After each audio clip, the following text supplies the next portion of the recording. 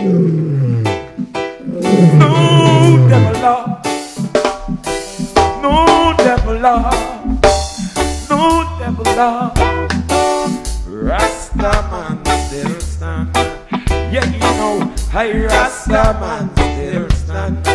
I don't want to sit up in a them Wolfpack congregation. Rasta man still stand. Them tell themselves that them are honest citizens, yeah, of Christian nation. Blasphema.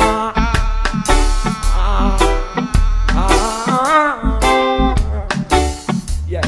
Oh, Levitical priesthood sell out our nation. Peter and Paul sell out our nation. Them play the man and that the Vatican in a band. In the order of Melchizedek, Selassie I stand. Rasta man still stand. Okay, you know, I Rasta man still stand. Well, I'm here to present to the community and for the followers of Baba TV a calendar. The name of the calendar is called Noobo School. Basically, what Noobo School means is gods of the cosmos.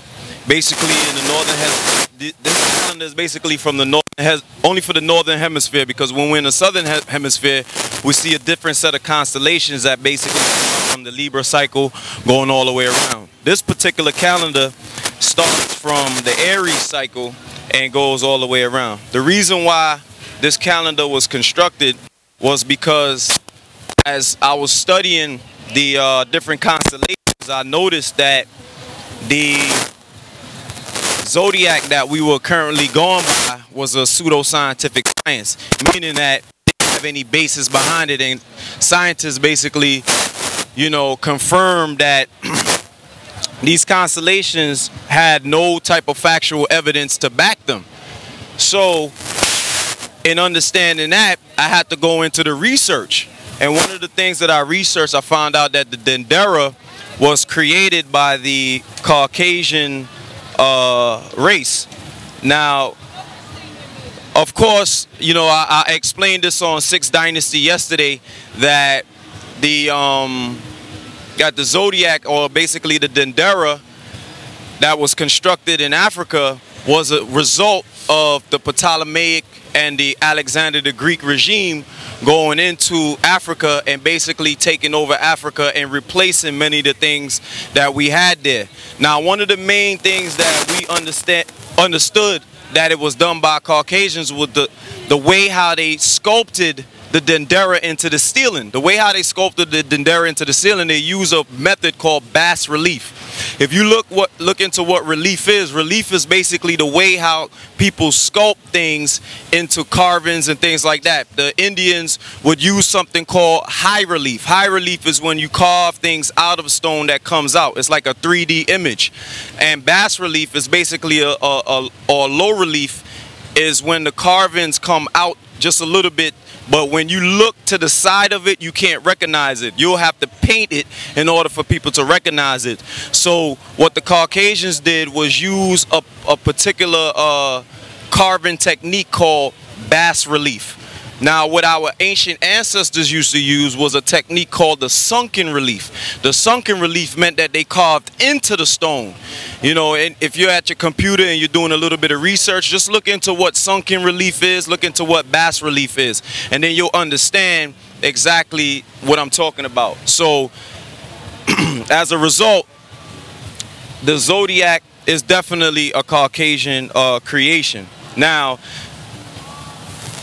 upon research and doing further research, I realized also that many of the stars and the constellations around our universe mimic basically what's in the bodies. Actually, we mimic what's in the stars because the stars come before us. You know, a lot of teachers have said, you know, we're stardust or we're made of stars, but people don't really understand what that means. But when you go into each one of these constellations, you realize that each one of these stars basically mimics what's going on in the body. We're living in a very sickly time right now. And because we're living in a sickly time, most of these stars are dying or appear to die, meaning that they're swelling beyond the normal size that they're supposed to be. So, for instance, we have the Aries constellation. The main star in the Aries constellation is called Spica, S-P-I-C-A. And Spica right now is basically dealing with calcium issues. And calcium is one of the main components that's needed for bone marrow.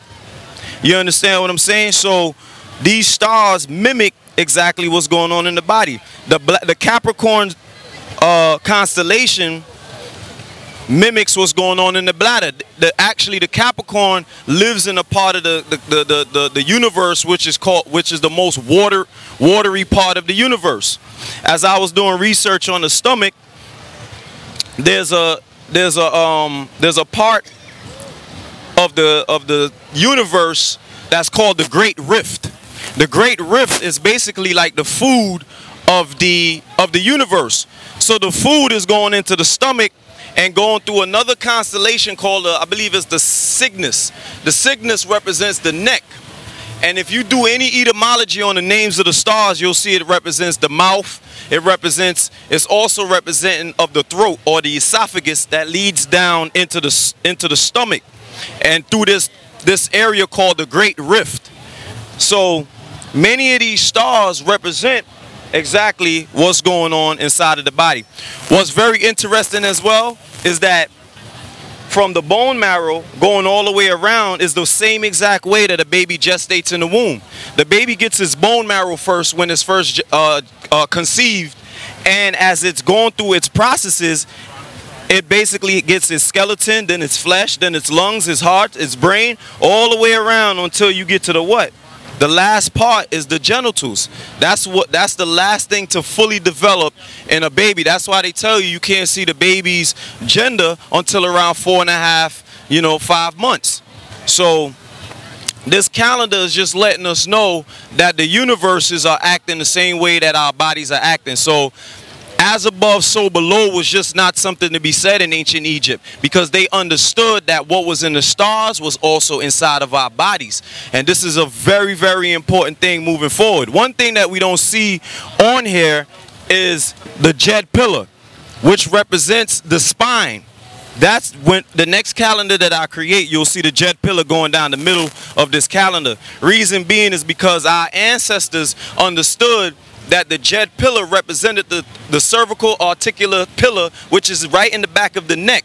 And the top of that pillar is called the Atlas. Now, what did the ancient Africans use as the Atlas? They used the star Polaris. And Polaris is called the Atlas. They used it for navigation. Now, why is this important? Reason being is because the top, which is called the C1 cervical articular pillar, allows your neck to move from what? From east to west, north and south. So the top of the spine is really your Atlas as well.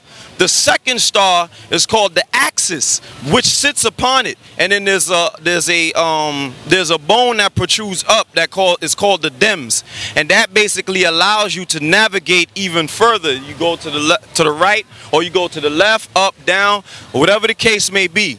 Now, the top part of the spine is called Ursa Minor, right? They call that the little bear. Then the bottom part of the spine is Ursa Major. I'm talking about the constellations. The bottom part is called Ursa Major, or the lumbar part of the spine.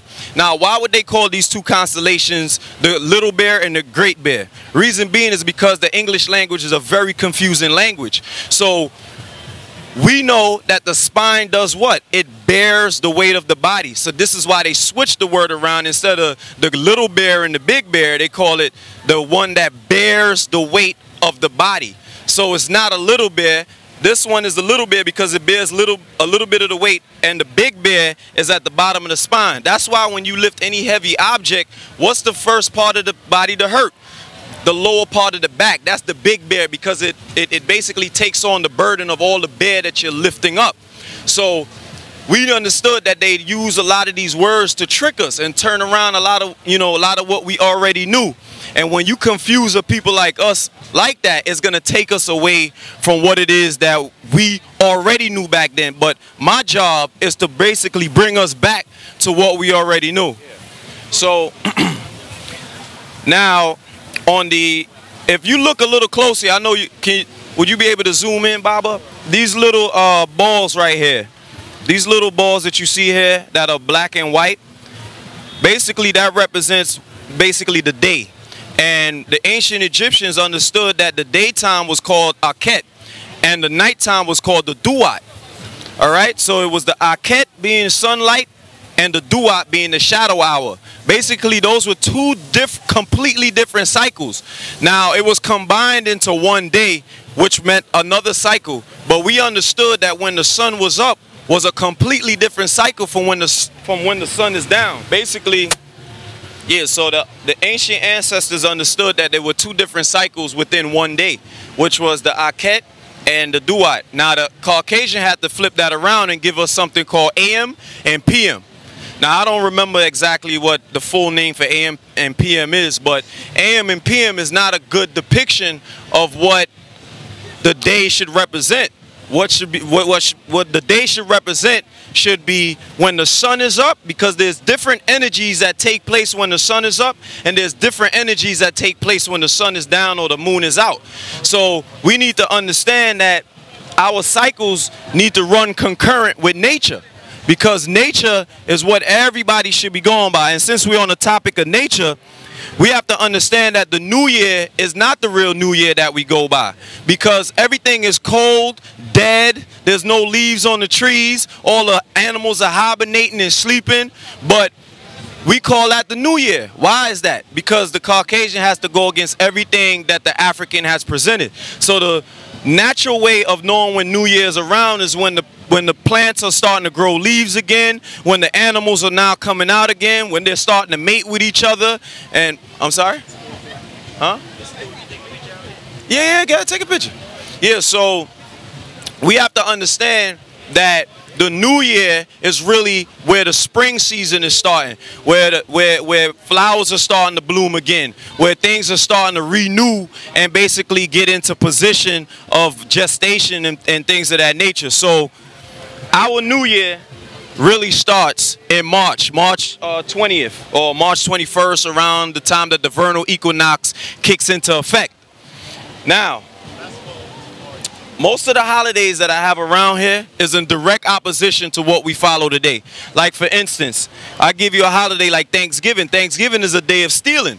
They basically steal from many different cultures, and then they're basically celebrating this horrendous holiday where they had mass massacres and things like that. So I had a holiday which is called Creative Inventors Day. And Creative Inventors Day means that you're giving back to the world. You're giving back your inventions. You're basically giving back instead of stealing. We don't want to have a holiday where we're celebrating stealing from other cultures. This is not something that we want to do as a people and as humanity.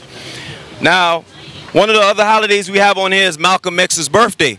Now, Malcolm X preached to separate from the Caucasian race. The reason being is because when we integrated with them, it allowed them to basically manipulate us and to take from us. And it hasn't been good for us ever since we've done that. So we have to give back this holiday as far as Martin Luther King is concerned. And that's not to put down Martin Luther King, because I love Martin Luther King. He's a part of my race, but he was tricked into what he was doing. And that's why they murdered him after he was tricked. And if you listen to his last speech, he said that, you know, he regretted this whole movement that he did and understood that, yo, this white man is out to trick us, and he got royally tricked. And the day right after he made that speech, they took him out. So we have to understand that he was used against his will.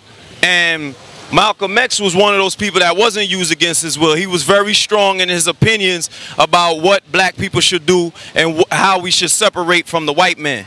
Now, and there's nothing wrong with separation. If you look at the communities in New York City, like the Jewish community, do you see any black people living in a Jewish community? Hell no. You could never go in, and then you could never go buy property in that Jewish community. They won't allow you to make money off of their community. But guess what? They all over our community. Same thing with the Chinese community. You'll never see any black people living among them. And if you living among them, you got to pay them rent.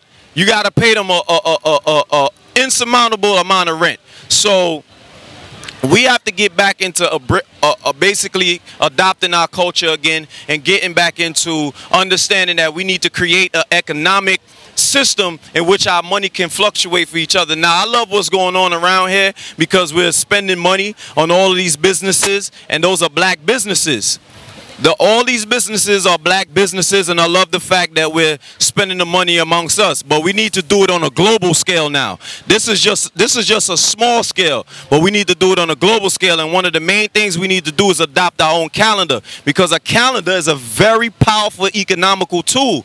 Because every time you have a calendar hung up in your house, you know when Christmas is coming, you know when Thanksgiving is coming. So what does that mean? I got to go to the store and buy a turkey. I got to go to the store and buy this. I got to go buy a Christmas present. I got to go do this. And what does that mean? There's more money into the Caucasian's pocket. Now, I'm not against the Caucasian race, even though I'm speaking against what's going on. What it is I'm more for my people than I am for hating another race of people, because I don't hate the Caucasian race at all. But I understood what they did, and the only way that we can defeat that which hates us is to have love amongst each other. And to embrace our own culture, embrace who you are. Once we embrace who we are, then that whole hate that they have for us is going to disappear. Because there's nothing that they can do that's going to stop us from getting to the level that we need to get to. So this calendar is basically just a start to getting our economic means going, to getting our spiritual means, and basically changing our physical outlook and how we're supposed to be doing things. Now, the only reason why I put the months on the outside is because this is just a tool for letting us know exactly where we are as far as the regular calendar is concerned. But this is the calendar that we're supposed to be following, the one on the inside.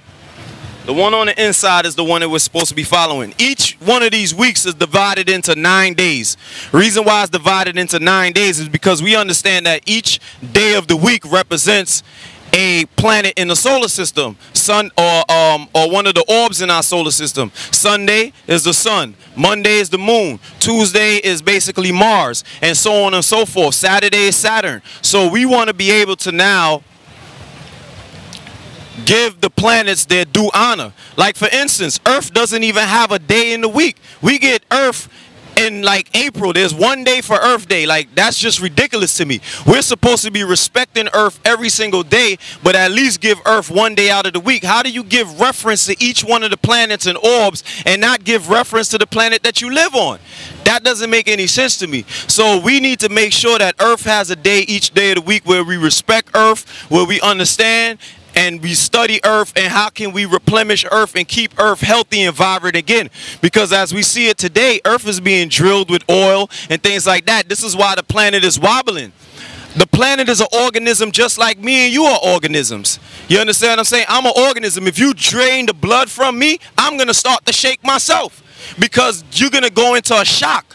And that's what we're doing. We're putting the planet into a shock when we're drilling all the petroleum, which is really the blood from the planet, and you're causing the planet to shake. So we want to be able to honor Earth every single week, and we got to put this greedy regime down.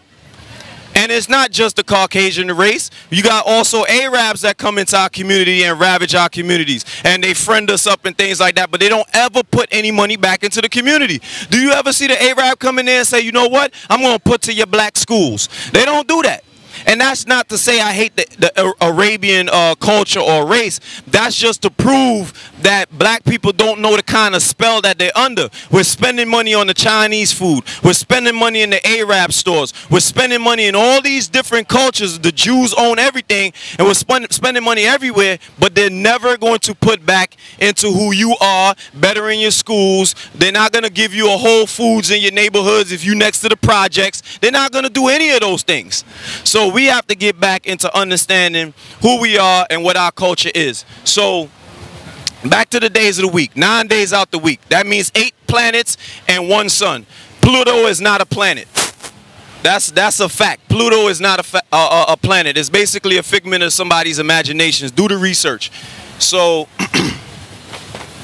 the next thing now is to explain.